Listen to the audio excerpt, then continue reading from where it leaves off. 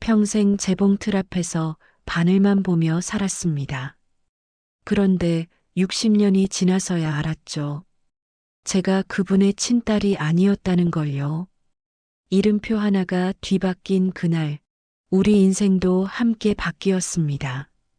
하지만 하늘은 결국 제 자리를 찾아줬습니다. 그리고 그날 저는 두 어머니에게 마지막으로 인사드렸습니다.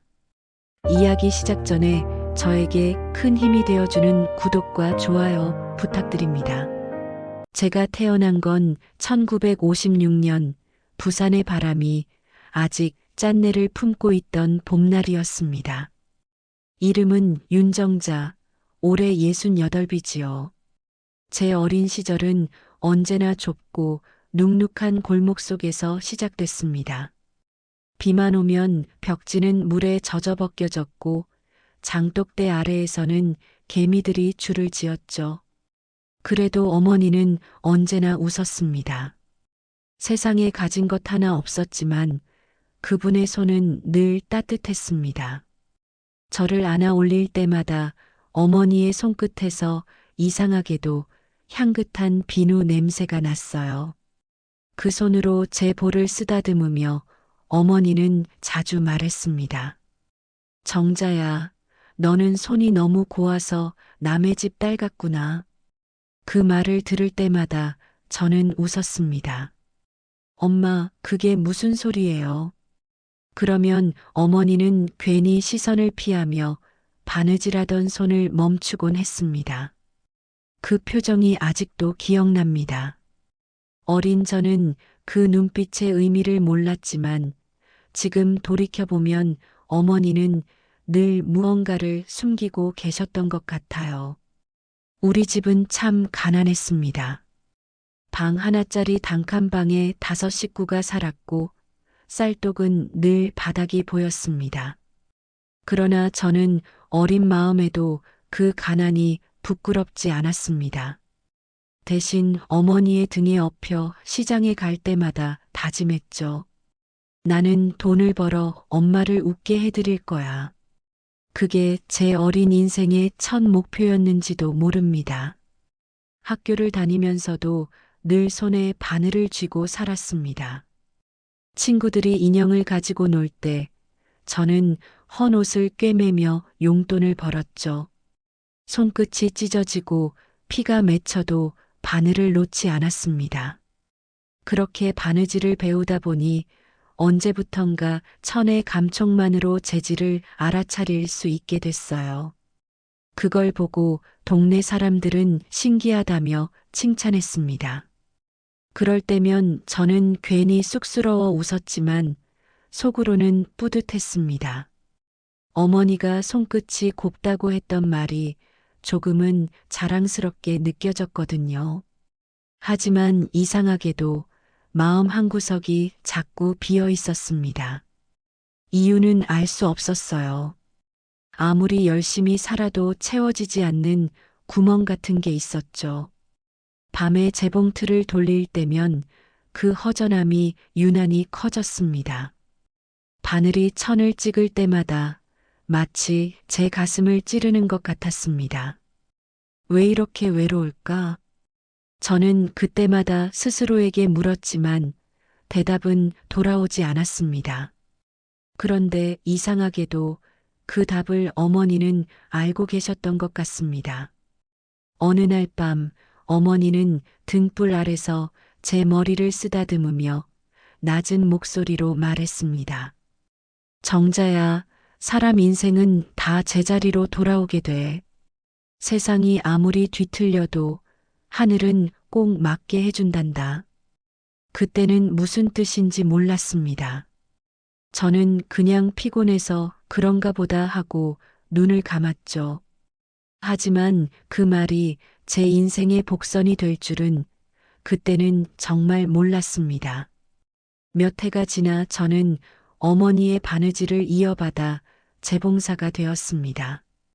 돈은 많지 않았지만 일손이 바빠 끼니를 걸을 때도 있었죠. 동네 사람들은 저를 손이 귀한 정자씨라 불렀습니다. 그 소리를 들을 때마다 어머니의 말이 떠올랐습니다. 그리고 어느 여름날 목욕탕 벽에 붙은 낡은 잡지 사진 하나가 제 시선을 붙잡았습니다. 곰돌이 인형을 품에 안고 웃는 아기 사진이었어요. 이상하게 그 얼굴이 낯설지 않았습니다. 사진 밑에는 희미하게 날짜가 적혀 있었죠. 1956년 3월 30일.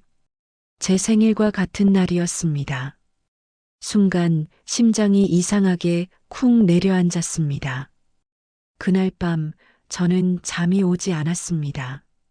그저 가만히 천장을 바라보며 생각했어요. 세상에 우연이란 게 정말 있을까? 하지만 저는 그때 몰랐습니다. 그 작은 사진이 제 인생의 실마리를 하나하나 풀어내기 시작한 첫 번째 단서가 될 거라는 거요. 그날 이후로 제 마음속에는 설명할 수 없는 파문이 일었습니다. 마치 오래전부터 갇혀있던 바람이 천천히 문틈을 비집고 나오는 것처럼요. 시간은 참 묘하지요. 정신없이 살아가다 보면 어느새 몇십 년이 훌쩍 흘러갑니다. 바느질이 제 인생이었고 재봉틀 소리가 제 하루의 배경음이었습니다. 그 소리에 익숙해지니 외로움도 가난도 덜 무겁게 느껴졌습니다. 그렇게 세월을 버티는 동안 제 곁엔 언제나 딸 미선이가 있었습니다. 어릴 때부터 눈빛이 총명했죠. 뭐든 금방 이해했고 뭐든 깊이 파고드는 아이였습니다. 그 아이가 자라서 대학을 졸업하더니 의학 관련 연구소에 들어갔습니다. 저는 그저 자랑스러웠습니다. 제 손끝에서 만들어진 옷으로 그 아이가 세상으로 나간다고 생각하니 그동안의 고생이 한순간에 녹는 기분이었죠. 어느 저녁 미선이가 식탁에 앉아 조심스럽게 말을 꺼냈습니다. 엄마, 나 이번에 일본으로 출장을 가게 됐어요. 부산 자매 병원 기록을 조사하다가 흥미로운 걸 발견했어요. 저는 젓가락을 멈췄습니다. 흥미로운 거? 미선이는 서류 몇 장을 꺼내 보이며 말했습니다. 엄마가 태어난 1956년 3월 30일 같은 시간대에 태어난 여자아이가 둘 있었대요. 신생아실이 혼잡해서 이름표가 잠깐 바뀌었다는 기록이 남아있대요. 그 말을 듣는 순간 심장이 이상하게 뛰었습니다. 어머니의 목소리가 다시 귀에 맴돌았습니다. 정자야, 세상은 언젠가 제자리로 돌아온단다. 저는 괜히 물 한 모금을 들이켰습니다. 에이, 그런 게 어딨어. 옛날엔 기록도 엉망이었지. 그렇게 넘기려 했지만 목에 걸린 물이 좀처럼 내려가지 않았습니다.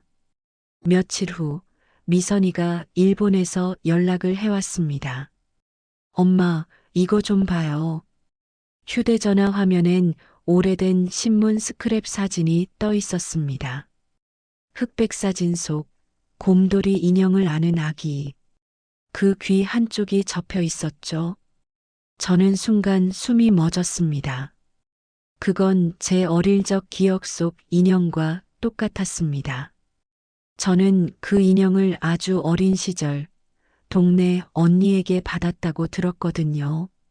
미선아, 이 사진 어디서 난 거야? 도쿄의 한 병원 기록 보관소에 있었어요. 그 아기가 태어난 날도 엄마 생일이에요. 그 말을 듣자 손끝이 떨렸습니다. 몸이 기억하는 무언가가 저 깊은 곳에서 꿈틀대는 기분이었습니다. 가슴 한가운데서 오래된 문이 삐걱 열리는 소리도 들리는 듯 했죠. 그날 밤 잠이 오지 않아 옷장을 열었습니다. 제 손끝이 저도 모르게 낡은 상자를 꺼냈습니다. 그 안에는 오래전 어머니가 적어둔 달력 조각이 들어 있었습니다. 구겨진 종이 위엔 정자 생일이라고 적혀 있었고 그 옆에 작게 찍힌 점 하나가 있었습니다. 이상하게도 그 점이 눈에 밟혔습니다. 왜 그랬을까요? 마치 누군가 일부러 표시를 남겨둔 것처럼 느껴졌습니다. 저는 그날 밤 내내 바늘과 실을 들고 앉아 있었습니다. 천 조각 하나를 꿰매며 생각했죠. 혹시 정말 내가 다른 곳에서 왔던 걸까? 그런 말도 안 되는 생각이 머리를 떠나지 않았습니다. 새벽이 되자 바늘 끝이 흐릿하게 보였습니다.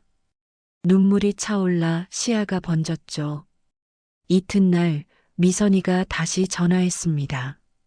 엄마, 그 아기의 가족이 도쿄에 살고 있대요. 어머니가 이미 돌아가셨고 남은 가족들이 아버지 유산 때문에 다투는 중이래요. 저는 대답 대신 한참을 침묵했습니다. 미선이의 목소리가 들려왔습니다. 엄마, 혹시 이 일 그냥 넘어갈까요? 저는 한참 후에야 입을 열었습니다. 미선아, 인연이란 게 참 이상한 거야. 피는 속일 수 없다고 하잖니. 그냥 우연이라면 좋겠지만 하늘이 내게 뭔가 알려주려는 걸지도 모르지. 전화를 끊고 한동안 앉아 있었습니다. 창밖에는 봄비가 내리고 있었고 재봉틀 위에 놓인 천이 촉촉이 젖어 있었습니다. 저는 손끝으로 그 물기를 닦으며 생각했습니다. 만약 그 사진 속 아기가 나였다면 내 인생의 실은 어디서부터 엉킨 걸까? 그날 밤 오랜 세월 제 안에서 잠들어 있던 의문이 완전히 눈을 떴습니다. 며칠이 지나고 미선이가 집으로 돌아왔습니다. 공항에서 막 들어온 아이의 얼굴은 흥분과 피로가 뒤섞여 있었죠. 식탁 위에 가방을 내려놓더니 작은 상자를 내밀었습니다. 흰색 봉투 안에는 낯선 도구들이 들어 있었어요. 엄마, 이건 DNA 검사 키트예요. 요즘은 집에서도 할 수 있대요. 미선의 목소리는 조심스러웠지만 확신이 서 있었습니다. 저는 일부러 웃으며 말했습니다. 그런 걸 뭐하러 해. 괜히 마음만 복잡해지지. 하지만 손끝이 떨렸습니다. 그런 제 모습을 딸은 놓치지 않았어요. 엄마, 혹시라도 정말 혹시라도 뭔가 있다면 그냥 알고 지나가는 게 낫지 않을까? 그 말이 이상하게 마음에 걸렸습니다. 밤새 상자를 바라보다가 결국 아침에 입을 열었습니다. 그래, 해보자. 평생 살아온 게 틀리면 그것도 나쁘진 않지. 제 목소리가 평소보다 낮게 울렸습니다. 면봉 끝이 볼 안쪽을 스칠 때 설명할 수 없는 떨림이 몸을 훑고 지나갔습니다. 그날 이후 결과가 나올 때까지의 시간은 유난히 더뎠습니다. 재봉틀 소리도 멈춘 듯 했고 바늘이 천을 뚫는 소리조차 마음을 쿡쿡 찔렀죠. 며칠 뒤 미선이 봉투를 들고 돌아왔습니다. 봉투의 흰색이 유난히 눈부셨습니다. 아이가 천천히 뜯었고 순간 제 심장이 이상하게 뛰었습니다. 미선의 입술이 움직였지만 처음엔 소리가 들리지 않았습니다. 잠시 후 아주 작고 떨리는 목소리로 말했습니다. 엄마, 결과가 나왔어요. 우리 혈연이 아니라네요. 세상이 조용해졌습니다. 벽식의 초침 소리만 들렸습니다.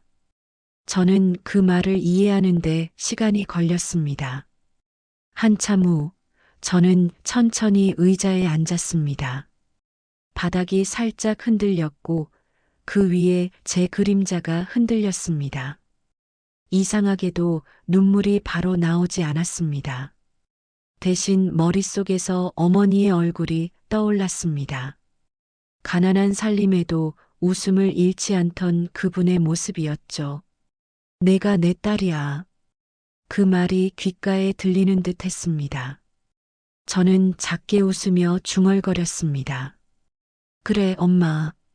저는 여전히 엄마 딸이에요. 그 한마디에 마음속 얼음이 조금 녹았습니다. 그러나 미선의 눈에는 눈물이 가득 고여 있었습니다. 엄마, 나 때문에 이런 일이 벌어진 것 같아요. 안 했으면 몰랐을 텐데 저는 아이의 손을 잡았습니다. 미선아, 진실을 알게 된다고 해서 나쁜 건 아니야.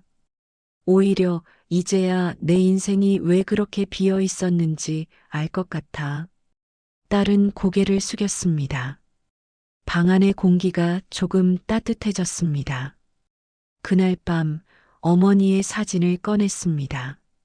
낡은 액자 속 어머니는 여전히 같은 미소를 짓고 있었습니다. 저는 사진을 바라보며 말했습니다. 엄마, 세상이 이렇게 복잡해졌어요. 하지만 전 괜찮아요. 그때 엄마가 제 손을 잡아준 게 다 기억나거든요. 사진 속 어머니가 대답하는 듯 했습니다. 정자야, 내가 내 딸인 건 변하지 않아. 그날 새벽 창문 너머로 바람이 불어왔습니다. 커튼이 살짝 흔들렸고 그 바람 속에서 낯선 향이 났습니다. 마치 오래전 목욕탕 벽 앞에서 느꼈던 그 기묘한 냄새와 같았습니다. 세상 어딘가에서 잃어버린 조각이 조금씩 제게로 돌아오고 있다는 예감이 들었습니다. 며칠 후 미선은 다시 신문을 내밀었습니다. 일본의 대기업 야마모토 그룹. 기사 제목에는 상속 분쟁이라는 단어가 큼지막하게 적혀 있었죠. 맏딸의 생년월일 1956년 3월 30일. 그리고 태어난 시각 오전 8시 17분. 제가 태어난 시간과 똑같았습니다. 그 순간 몸이 굳었습니다. 손끝이 서늘해졌고 숨이 막혔습니다. 미선이 제 얼굴을 살피며 말했습니다. 엄마, 혹시 이 집과 무슨 관계가 있을지도 몰라요. 저는 천천히 고개를 들었습니다. 그럼 이제 그 답을 찾아야겠구나. 그 말은 제 의지라기보다 운명이 제 입을 빌려 말한 것처럼 느껴졌습니다. 그리고 그날 밤 저는 평생 처음으로 재봉틀 대신 여행 가방을 꺼냈습니다. 삶의 실이 어디서부터 엉켰는지 이제 직접 풀러갈 시간이었습니다. 비행기 창문 너머로 낯선 도시의 불빛이 보이기 시작했습니다. 도쿄의 하늘은 어쩐지 차가웠어요. 그 안에 오래된 비밀이 숨어 있는 듯한 묘한 공기였죠. 활주로에 내리자마자 미선은 제 손을 꼭 잡았습니다. 엄마, 혹시라도 마음이 불편하면 그만해도 돼요. 저는 고개를 저었습니다. 이왕 여기까지 왔는데 끝까지 봐야지. 제 목소리는 담담했지만 심장은 요동쳤습니다. 50년 넘게 눌러왔던 진실이 이제 눈앞에 모습을 드러낼지도 모른다는 생각 때문이었죠. 택시 창밖으로 고층 빌딩들이 스쳐 지나갔습니다. 이 도시 어딘가에 내 삶의 반쪽이 있다는 게 믿기지 않았습니다. 미선은 휴대전화로 주소를 확인하며 말했습니다. 이곳이 바로 야마모토 그룹 본가예요. 언론에도 자주 나오던 집이에요. 창밖으로 시야가 열리자 대리석 담장 너머로 정원이 보였습니다. 철문 앞에서 차가 멈추자 심장이 한 번 더 쿵 내려앉았습니다. 이 문 안쪽이 내게서 빼앗긴 세월일까? 그 생각이 머리를 스쳤습니다. 벨을 누르자 인터폰 너머로 여성의 목소리가 들렸습니다. 누구신가요? 미선이 또박또박 일본어로 설명했습니다. 1956년 3월 30일에 이 병원에서 태어난 사람과 관련해 확인할 게 있습니다. 잠시 정적이 흘렀고 곧 철문이 부드럽게 열렸습니다. 그 순간 어깨로 전해지는 공기가 달라졌습니다. 안쪽의 공기가 이상하게 낯익었습니다. 그 안에서 한 여성이 다가왔습니다. 중년이었고 기품이 느껴졌습니다. 그녀의 이름은 야마모토 사치였습니다. 어서 오세요. 말씀은 들었습니다. 하지만 이런 일은 이미 오래전에 끝난 일이라고 생각했어요. 그녀의 말투는 예의 바르지만 냉정했습니다. 저는 그저 고개를 숙이며 말했습니다. 그렇다면 이제 정말 끝낼 때가 된 거겠죠. 거실로 들어서자 향긋한 차 냄새가 났습니다. 벽에는 가족 사진이 여러 장 걸려 있었죠. 그 중 하나가 제 시선을 붙잡았습니다. 젊은 여성의 팔에 곰돌이 인형이 안겨 있었습니다. 인형 귀 한쪽이 접혀 있었어요. 순간 머릿속이 하얘졌습니다. 저 인형 제 입에서 말이 흘러나왔습니다.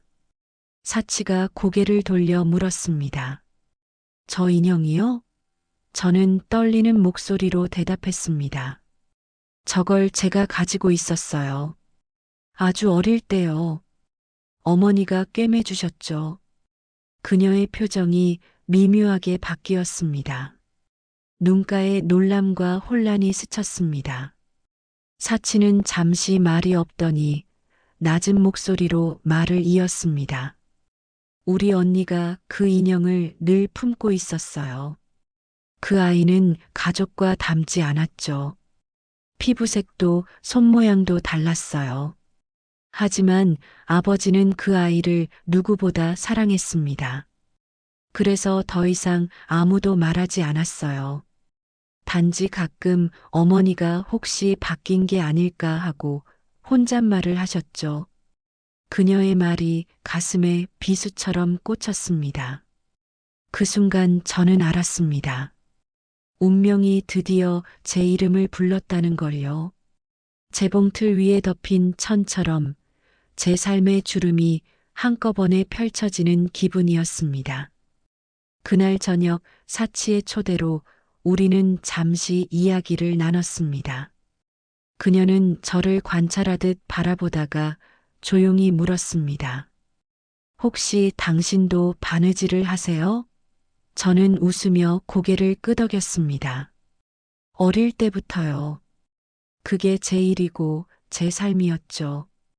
그녀의 눈이 잠시 흔들렸습니다. 언니도 그랬어요. 늘 바늘과 천을 붙잡고 있었어요. 가족 중 누구도 바느질을 좋아하지 않았는데 유독 언니만 그랬죠. 그 말에 저는 더 이상 아무 말도 할 수 없었습니다. 대신 손끝을 바라봤습니다. 수많은 바늘 자국이 마치 제 삶을 새겨놓은 듯 했어요. 사치는 깊게 숨을 들이마시더니 제게 한 장의 명함을 건넸습니다. 내일 병원에 함께 가주시겠어요? 그날의 기록을 직접 확인하는 게 좋을 것 같아요. 그녀의 손끝이 떨렸습니다. 저는 천천히 고개를 끄덕였습니다. 집을 나설 때 정원 한켠에서 바람이 불었습니다. 대리석 위로 낙엽이 흩날리며 작은 소리를 냈습니다. 그 소리가 이상하게 익숙했습니다. 마치 오래전 어머니가 재봉틀 밑에서 떨어진 실타래를 주워들던 소리 같았죠. 그날 밤 호텔 방에서 미선은 제게 물었습니다. 엄마, 무섭지 않아요? 저는 창밖의 네온빛을 바라보며 대답했습니다. 무섭지 않다고 하면 거짓말이지. 하지만 평생 엉켜있던 실을 이제야 푸는 느낌이야. 그때 창문에 비친 제 얼굴이 어딘가 낯설게 보였습니다. 마치 제가 아닌 다른 누군가가 제 안에서 눈을 뜬 듯했죠. 그리고 저는 알았습니다. 이건 단순한 조사가 아니라 내 삶의 마지막 퍼즐을 맞추는 여정이라는 걸요. 그 퍼즐의 마지막 조각은 분명 내일 그 병원 안에 잠들어 있을 거라는 것도요. 이튿날 아침, 하늘은 유난히 흐렸습니다. 유리창에 부딪히는 비방울 소리가 자꾸 제 마음을 두드렸죠. 사치와 미선, 그리고 저는 약속된 병원으로 향했습니다. 택시 안에서 손바닥에 땀이 맺혔습니다. 사치가 조심스럽게 말했습니다. 오늘 만날 분은 당시 산부인과에서 근무하셨던 간호사님이에요. 이제 90 가까이 되셨죠. 저는 고개를 끄덕였지만 심장이 계속 두근거렸습니다. 만약 그분이 모든 걸 기억하지 못한다면 내 인생의 실마리는 또다시 끊어지는 걸까? 그 생각이 머릿속에서 떠나지 않았습니다. 병원 앞에 도착하자 오래된 붉은 벽돌 담장이 눈에 들어왔습니다. 그 앞에서 비를 맞는 순간 이상하게도 공기가 낯익었어요. 어릴 적 어머니 손을 잡고 지나던 부산의 골목 냄새와 똑같았습니다. 심장이 먹먹했습니다. 우리를 기다리고 있던 건 작고 왜소한 노인이었습니다. 백발이 희끗했고 눈매는 여전히 또렷했죠. 정자 씨 맞나요? 그녀의 목소리는 작았지만 그 속에는 떨림이 있었습니다. 저를 아세요? 기억해요. 아니, 잊을 수가 없었어요. 그 한마디에 공기가 멈춘 듯 했습니다. 노인은 깊은 숨을 내쉬더니 조용히 말을 이었습니다. 그날 폭우가 쏟아졌어요. 전기도 나가고 신생아실엔 울음소리가 가득했죠. 간호 인력은 부족했고 저는 두 아이를 동시에 목욕시키고 있었습니다. 그중 한 아이가 바로 당신이었어요. 그녀의 눈동자가 흔들렸습니다. 옷을 갈아입히는 사이 이름표가 떨어졌습니다. 이름표 2개가 바닥에 섞여 있었어요. 그때는 금방 알아차렸다고 생각했는데 지금 돌이켜보면 아마 그때 바뀌었던 거겠죠. 그녀의 목소리가 점점 떨렸습니다. 그 사실을 알게 된 건 며칠 뒤였어요. 하지만 상급자에게 보고하기엔 너무 늦었고 이미 아이들은 집으로 돌아간 뒤였죠. 저는 그날 이후 단 하루도 편히 잠들지 못했습니다. 순간 제 시야가 흐려졌습니다. 어머니의 얼굴, 가난했던 집, 재봉틀 위의 실타래, 모든 게 파도처럼 밀려왔습니다. 그럼 그날의 실수가 제 인생을 바꾼 거군요. 제 목소리가 떨렸습니다. 노인은 눈물을 훔치며 고개를 숙였습니다. 죄송합니다. 그 말을 평생 가슴에 묻고 살았습니다. 사치가 제 옆에서 울음을 삼켰습니다. 그럼 우리 언니가 진짜 언니가 맞았네요. 노인은 고개를 끄덕였습니다. 그래요.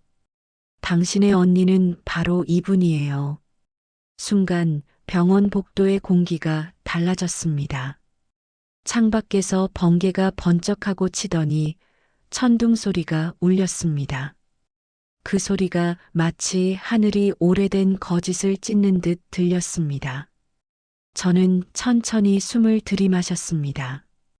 이제야 드디어 알겠네요. 왜 제 인생이 늘 엇갈린 듯 느껴졌는지, 왜 어머니가 그 말을 했는지. 눈물이 쏟아졌습니다. 세상은 언젠가 제자리로 돌아온단다. 어머니의 목소리가 머릿속에 울렸습니다. 그날 병원을 나서며 하늘을 올려다봤습니다. 빗줄기가 제 얼굴을 타고 흘렀지만 그건 슬픔의 눈물이 아니었습니다. 오히려 내 안에 오래된 그림자가 씻겨 내려가는 기분이었죠. 사치는 제 옆에서 조용히 말했습니다. 언니, 이제 우리가 진짜 가족이네요.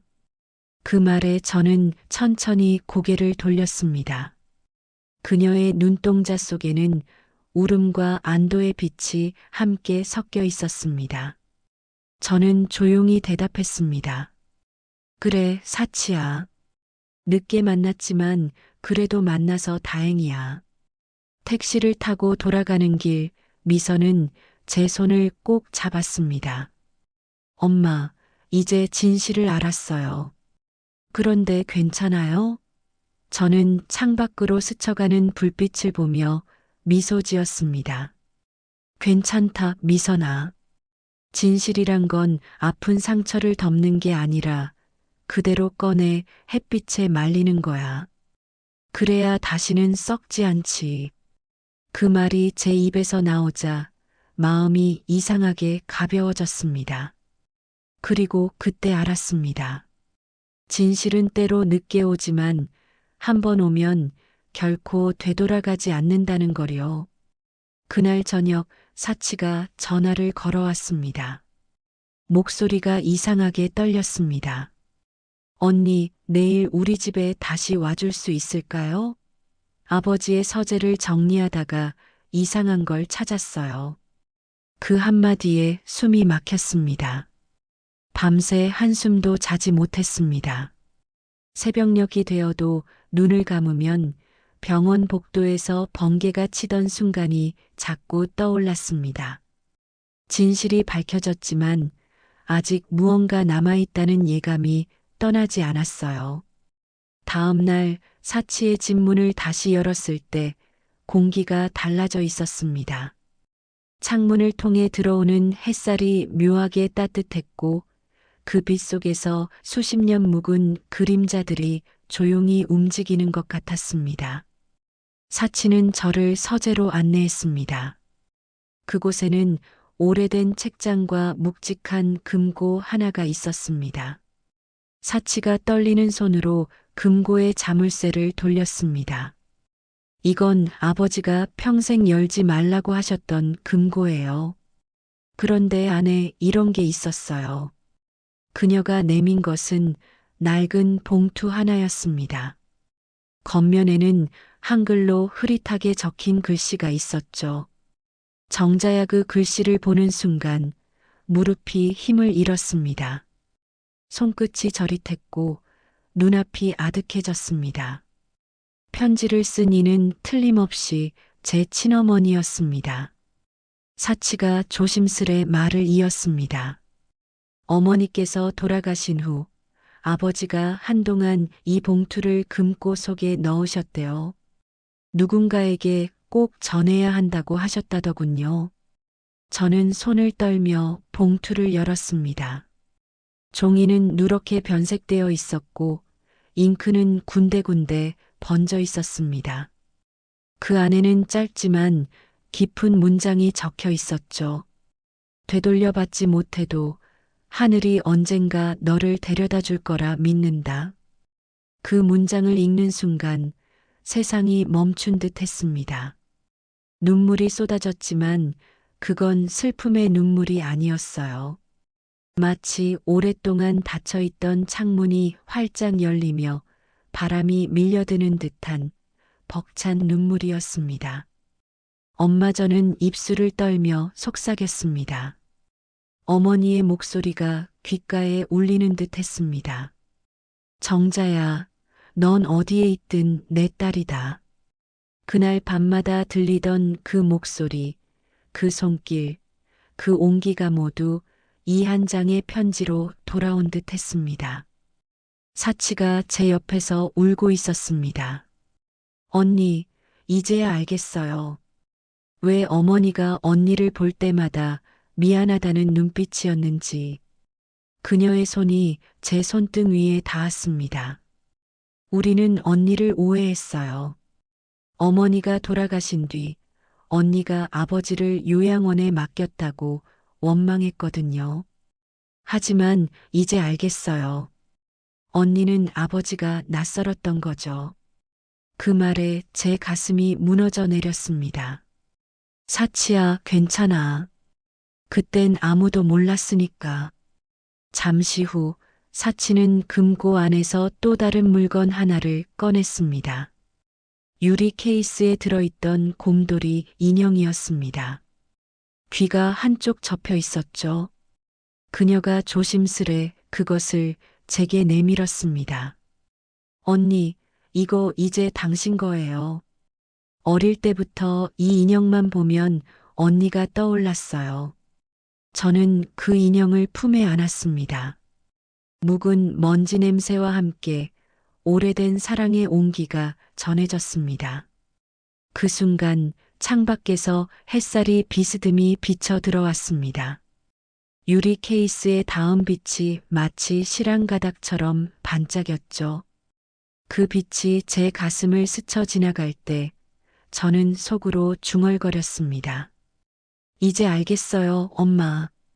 당신은 결국 약속을 지켰군요. 그날 저녁 사치와 저는 오래된 식탁에 마주 앉았습니다. 그녀는 웃으며 말했습니다. 우리 아버지가 돌아가시기 전에 이런 말씀을 하셨대요. 세상에서 제일 강한 건 피가 아니라 사랑이다. 이제 그 말이 무슨 뜻인지 알겠어요. 저는 고개를 끄덕이며 대답했습니다. 맞아, 사랑이야말로 제일 오래가는 실이지. 시간이 아무리 지나도 끊어지지 않으니까. 그리고 그날 밤 저는 인형을 곁에 두고 잠이 들었습니다. 꿈속에서 두 분의 어머니가 나란히 서서 저를 바라보고 있었습니다. 그들의 표정은 고요했고 따뜻했습니다. 그 순간 저는 알았죠. 두 분 모두 제 인생의 절반을 각자 지켜주고 계셨다는 거리요. 시간은 흘렀고 진실은 밝혀졌지만 세상은 그저 조용히 넘어가 주지 않았습니다. 야마모토 병원 측은 여전히 책임을 인정하지 않았고 변호사를 내세워 서류의 불완전함을 내세웠습니다. 기록이 남아있지 않다. 당시 관행상 실수가 입증될 수 없다. 그들의 말 한마디 한마디가 제 가슴을 다시 찔렀습니다. 그러나 저는 물러서지 않았습니다. 그날 병원 복도에서 들었던 간호사의 떨리는 목소리가 제 등에 힘을 실어주었죠. 이 싸움은 돈 때문이 아니었습니다. 평생 잘못 달린 제 이름표를 이제야 제대로 달고 싶었을 뿐이었습니다. 법정 안은 싸늘했습니다. 하얀 벽, 반듯한 책상, 그리고 저를 내려다보는 수십 개의 시선. 사치와 미선이 내 옆자리에 앉아 있었습니다. 사치의 손이 제 손을 꼭 잡았죠.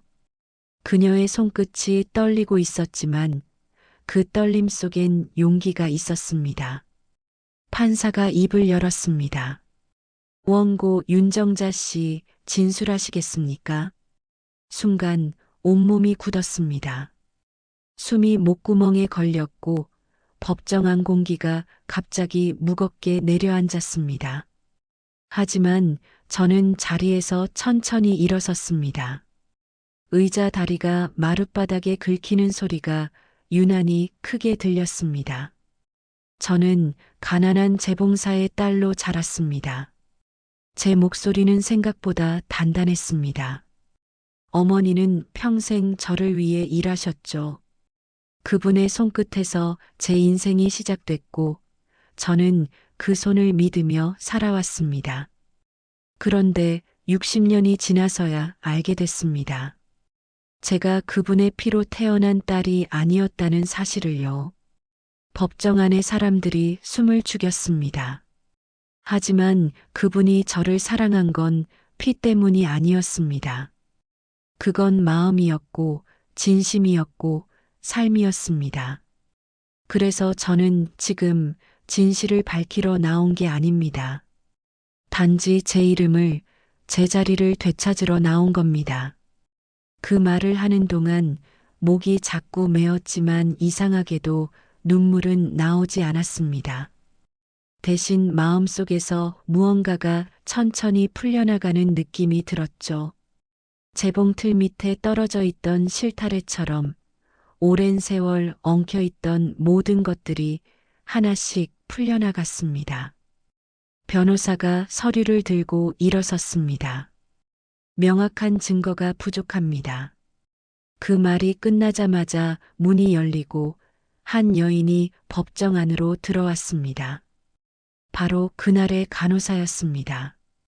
사람들의 시선이 일제히 그녀에게 향했습니다. 그녀는 작게 고개를 숙이며 판사 앞에 섰습니다. 저는 그날의 실수를 인정합니다. 두 아이의 이름표가 바뀌었습니다. 그중 한 아이가 바로 윤정자 씨였습니다. 순간 법정 안의 공기가 바뀌었습니다. 모든 소리가 멎은 듯했고 오직 그녀의 목소리만이 울려 퍼졌습니다. 평생 그 죄책감으로 살았습니다. 이제라도 바로잡고 싶습니다. 그녀의 손이 떨리고 있었지만 그 손끝은 누구보다 진실했습니다. 사치가 제 손을 다시 잡았습니다. 그녀의 눈에는 눈물이 고여 있었습니다. 언니, 이제 됐어요. 세상이 알아줄 거예요. 저는 조용히 고개를 끄덕였습니다. 재판은 몇 번의 공방 끝에 마침내 결론에 다다랐습니다. 판사가 서류를 내려놓으며 입을 열었습니다. 피고는 과실을 인정하고 원고에게 배상하라. 그러나 이 사건의 본질은 금전이 아니라 인간의 존엄에 관한 것이다. 그 한마디가 제 심장을 울렸습니다. 세상이 드디어 제 이름을 불러준 순간이었죠. 법정을 나서자마자 눈이 부셨습니다. 봄 햇살이 창백한 얼굴 위로 떨어졌고 그 빛이 따뜻했습니다. 사치가 울음을 터뜨렸고 미선이 저를 안았습니다. 엄마, 이제 다 끝났어요. 저는 미소 지으며 대답했습니다. 아니, 이제 시작이야. 이제야 진짜 나로 살아갈 수 있으니까. 그 순간 마음속에서 오랫동안 잠들어 있던 바늘이 빛을 머금은 채 반짝이는 것 같았습니다. 그건 제 인생이 새롭게 꿰매지고 있다는 신호였죠. 이제 더 이상 뒤바뀐 인생이 아니었습니다. 이제야 제자리에 돌아온 인생이었습니다. 선고일이 다가오자 며칠 동안 잠을 잘 수 없었습니다. 문득 창밖을 보면 하얀 햇빛이 번져 있었고 바람이 잔잔하게 불었지만 마음속은 폭풍 같았죠. 이제 모든 게 끝난다 생각하면서도 한편으론 두려웠습니다. 진실이 세상에 드러나면 내 인생은 완전히 바뀔 테니까요. 그날 아침 저는 검은 코트를 꺼내 입었습니다. 재봉틀을 돌리던 손으로 옷깃을 매만지는데 이상하게 눈물이 핑 돌았습니다. 이 코트는 오래전 미선이 사준 옷이었습니다. 그 아이가 엄마 언젠가 중요한 날이 오면 이거 입어요라고 말했었죠. 그때는 몰랐습니다. 그 중요한 날이 바로 오늘일 줄은요. 법원 앞에는 카메라와 기자들이 몰려 있었습니다. 하지만 그들의 시선이 두렵지 않았습니다. 이제 제 이름을 숨기지 않아도 되니까요. 법정 안으로 들어서자 공기가 묘하게 정숙했습니다. 판사가 들어오고 순간 모든 소리가 멈췄습니다. 긴 머리칼을 정리한 여비서가 서류를 올려놓았고 판사의 손끝이 종이를 넘길 때마다 그 바스락거리는 소리가 제 심장 박동과 박자를 맞추는 듯 했습니다. 피고 야마모토 병원은 출생 기록 관리의 중대한 과실을 인정하며 원고 윤정자에게 위자료를 지급하라. 그 말이 끝나는 순간 머리가 하얘졌습니다. 그 어떤 박수 소리도 환호도 들리지 않았지만 그 한 문장이 제 인생을 통째로 바꿔놓았습니다. 사치가 제 손을 꼭 잡으며 속삭였습니다. 언니, 이제 세상이 언니를 알아줬어요. 저는 천천히 고개를 끄덕였습니다. 눈가에 뜨거운 무언가가 고였습니다. 법정을 나오자 햇살이 눈부셨습니다. 공기가 달라져 있었습니다. 길 위의 모든 것들이 처음 보는 풍경처럼 선명했습니다. 사치가 울음을 터뜨렸고 미선은 제 어깨에 팔을 둘렀습니다. 엄마, 이제 정말 끝났어요. 저는 미소 지으며 대답했습니다. 그래, 이제 진짜 내 인생이 시작되는 거지. 그 말이 입에서 흘러나오는 순간 세상이 고요해졌습니다. 그날 오후 우리는 곧장 부산으로 내려갔습니다. 버스 창밖으로 바다가 보이자 눈물이 쏟아졌습니다. 저는 오래전 어머니와 함께 걸었던 시장길을 지나 조용한 산자락의 묘지로 향했습니다. 꽃다발을 내려놓고 무덤 앞에 앉았습니다. 손끝으로 비석의 이름을 어루만지며 속삭였습니다. 엄마, 저 다녀왔어요. 이제 제 이름표를 제대로 달았어요. 바람이 불어왔습니다. 산등성이를 따라 잔잔히 스치는 바람 속에서 어머니의 목소리가 들리는 듯 했습니다. 정자야, 잘 견뎠다. 내가 내 딸인 건 처음부터 변한 적이 없단다. 그 한마디가 마음 깊은 곳을 녹였습니다. 잠시 뒤 사치와 미선이 제 옆에 나란히 섰습니다. 사치가 말했습니다. 이제 우리 새 모녀 같네요. 저는 웃으며 고개를 끄덕였습니다. 그래, 인생이란 게 참 묘하지. 피보다 인연이 깊을 수도 있나 봐. 하늘로 고개를 들자 햇살이 눈부셨습니다. 바람이 제 머리카락 사이를 스치며 마치 누군가의 손길처럼 부드럽게 흘러갔습니다. 그 바람 속에서 두 어머니의 얼굴이 겹쳐 보였습니다. 한 분은 거칠고 따뜻한 손으로 저를 길러준 어머니, 다른 한 분은 눈물 속에서 저를 잃고 평생을 기다렸던 어머니. 두 분의 사랑이 마치 실 한 가닥처럼 제 삶을 이어주고 있었죠. 산을 내려오며 저는 문득 웃음이 나왔습니다. 바늘처럼 가늘었던 제 인생이 이제야 부드럽게 꿰매진 것 같았습니다. 길 아래에서 미선이 제 손을 잡았습니다. 엄마, 오늘 하늘이 참 맑아요. 저는 고개를 들어 하늘을 바라봤습니다. 햇살이 부서지고 바람이 불었습니다. 그 순간 제 마음 한가운데서 어떤 목소리가 들렸습니다. 이제 괜찮아, 정자야. 정말로 괜찮아. 그날 밤 저는 다시 재봉틀 앞에 앉았습니다. 새 천을 올려놓고 천천히 바늘을 내렸습니다. 철컥, 철컥 그 소리가 내 심장 박동과 겹쳤습니다. 한 땀, 한 땀 박음질이 이어질 때마다 과거의 상처가 봉합되는 기분이었습니다. 그리고 저는 미소 지으며 중얼거렸습니다. 이제야 내 인생이 제자리에 달린 것 같네요. 오늘 준비한 이야기는 여기까지입니다. 느끼신 점이나 하고 싶은 말씀을 댓글로 남겨주세요. 여러분의 믿기 어려운 사연, 나누고 싶은 사연도 환영합니다. 언제든 댓글로 알려주세요. 오늘도 건강하고 행복한 하루 보내세요.